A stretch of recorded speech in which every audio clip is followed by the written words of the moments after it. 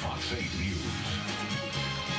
Carving a path through a cornfield is a favorite pastime we see, in the Midwest a lot this time of year. Yeah, but down the bayou, it's the cane that's as high as an elephant's eye. This multi-million-dollar industry is especially sweet to an artist and a farmer. Meteorologist Anne Katrine Senstad is here to tell us what brought the two together in Terrebonne Parish. Well, we often overlook the tall, fluid sugarcane stalks that line our highways, but when artist Anne Senstad wanted to create an agricultural-based art project, her research led her straight to the cane fields.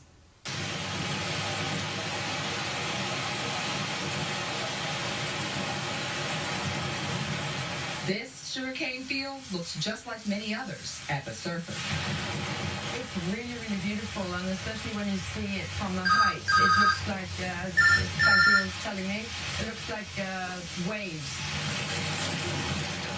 But its secret, hidden by towering, pulsating fronds, is revealed from above. Well, maize is, it's the game, and it's the sort of symbol of the path, through life. But I think it's great if they come during the middle of the day. And artist Anne Senstad worked on several pieces with the KK Project in New Orleans. I wanted to create a large, sort of live sculpture.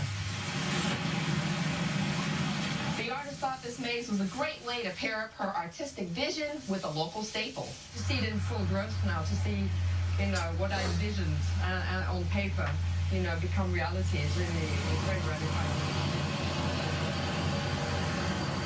Sugarcane farmer Ronald Wagensback knew just how to make that vision a reality. Well, I got a phone call from Anna, and they wanted to get the project going in New Orleans, and we knew that wasn't a realistic thing, so we decided to just bring it out to the cane field here.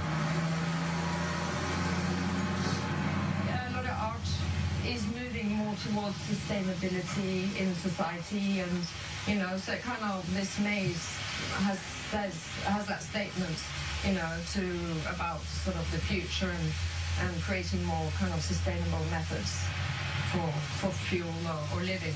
That's one reason Wagensback suggested using ethanol-producing sugarcane. Well, it was a rapidly growing cane. It stayed more erect than the regular varieties that we have, and it just fit the program. The cane is so tall, it's about 15 feet tall, so you have these very tall green walls around you that are swaying in the wind. And it's really, what should I say, you go between excitement and a little bit worried that you'll get lost.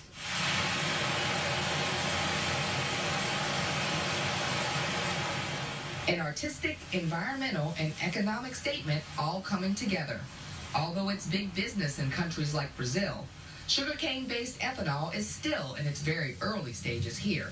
Wagensback believes opening up that market makes sense. I mean, it would be nice if we could grow that on some of our poor lands, and the harvest time wouldn't be as critical as sugar production is. He says the hardier, fuel-producing cane could be harvested through March. The landlords and the growers could make money on lands that they're not having, that they don't have in sugar production right now. Pound for pound, sugarcane produces more energy at a lower cost than corn.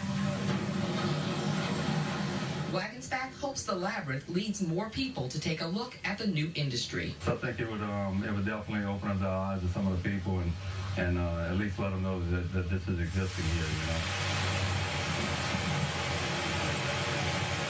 The Bayou Country farmer and the international artist getting lost in hopes of finding a way to more green energy solutions. Volunteers will be at the maze Saturday and Sunday to show it off to the public, but visitors are going to be welcome until it's harvested sometime in November. And to get there, you take Highway 315 south from Homewood to just past Dularge. Look for the Clean Tech Farming sign on the side of the right.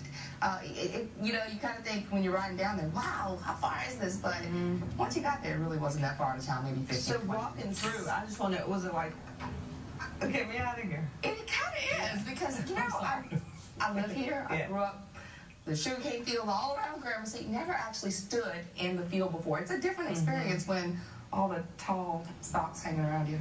And you can just, on an idle Tuesday, drive down there. Yeah, you're welcome to come on out. and check it out. But all weekend they're going to have the volunteers out there to kind of, be there, show you around, and they're going to bring school groups out as well. So you can't really get lost, because if you do, you can holler out. I mean, you can't get lost. Yeah, I mean, you won't. You're not. It's not like you're going to be thrashing around in there.